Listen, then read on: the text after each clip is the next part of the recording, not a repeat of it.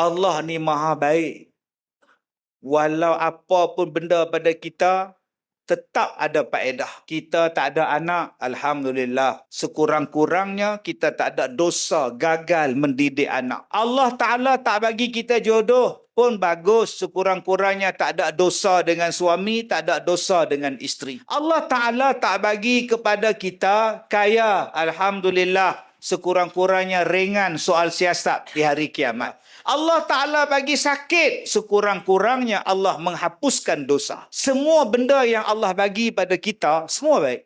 Tuan-tuan di sini ada harta, bagus. Tuan-tuan di sini tak ada harta pun bagus. Semua bagus. Tuan-tuan di sini ada anak, bagus. Tuan-tuan di sini tak ada anak pun bagus. Semuanya adalah bagus. Tuan-tuan di sini adalah sehat, bagus. Tuan-tuan di sini sakit pun bagus. Kalau kita jadi orang yang redha kepada Allah.